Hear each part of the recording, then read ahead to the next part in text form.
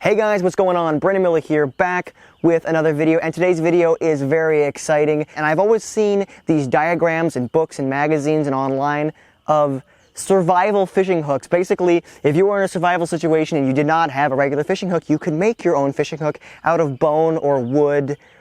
So, today I'm going to be putting that to the test. I am going to make some survival fishing hooks. We're going to take them out and see if they are effective, if they are useful in a survival situation. So without further ado, let's make some hooks.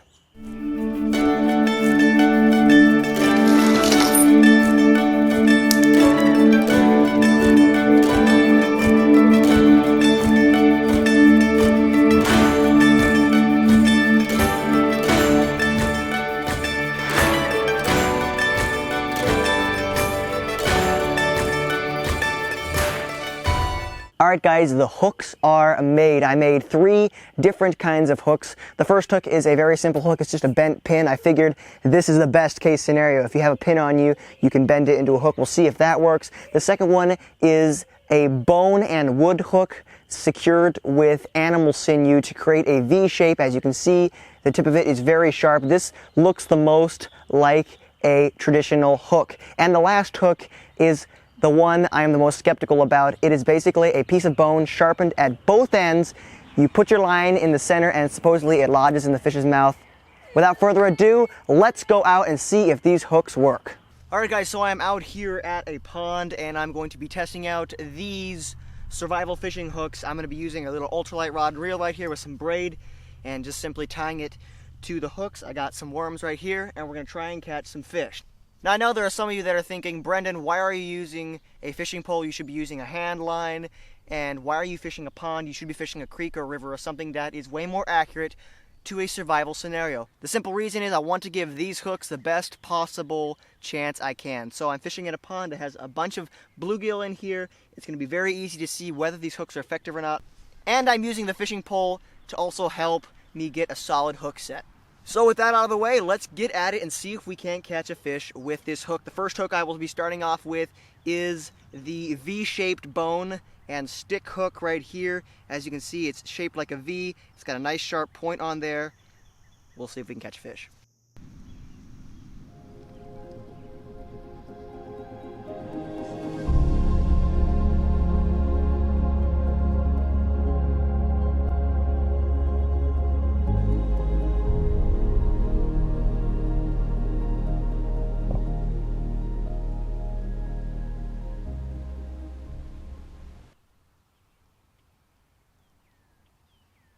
Alright guys, let's see what happens. I can see some little bluegill right here, so see if we can get one to bite. Oh, yep, one bit. Wasn't quite big enough. Nope. Oh, no, don't eat the weight. Yep, see, there he was again.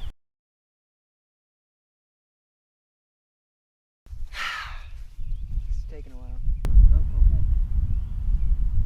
Oh, he had it, man. He had the whole thing in his mouth. Ooh!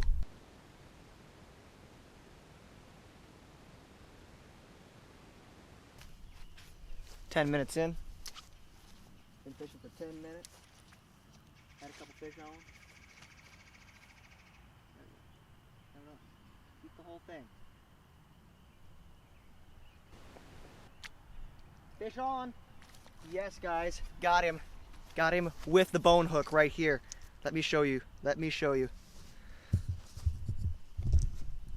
Alright.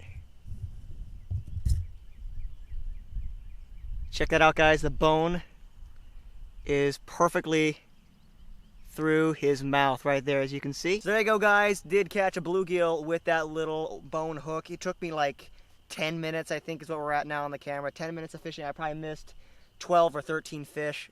Something crazy like that. Had to rebait probably 9 times. It was ridiculous, but finally caught a fish. Super exciting. I just had a bite out there. Let's pull it in a little bit.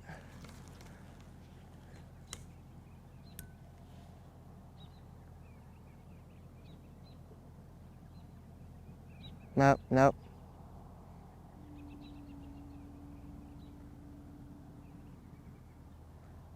Oh, I got a bite. Fish. Fish on, boys, on the bent pin. Don't come off, don't come off. All right, guys, that worked like a charm. Let me get a close-up shot and show you. I just caught a fish on a bent pin. It works really well, as you can see. There you go, guys. You can see the pin worked. You can see it penetrated the top of the lip right there, and it held on really, really nice. So that is effective. See you, buddy. It's a small piece of wood or bone sharpened at both ends. You basically tie your line in the center, and the way it's supposed to work is the fish takes in the bone like this.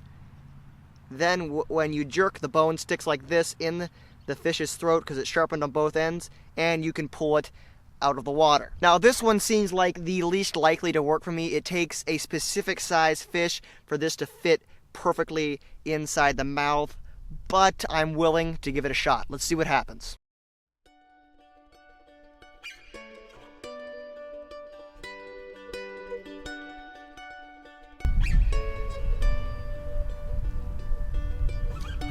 Yes! I got one. I got a fish, guys. I got a fish on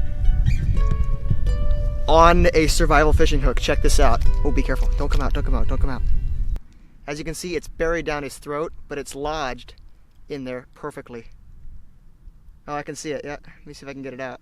So guys, there you go. The survival hook did work. The little bone hook actually caught this fish, gave it a sharp snap, and boom, got him. Now the hook was buried pretty deep in his throat, so I had to get it out with the pliers.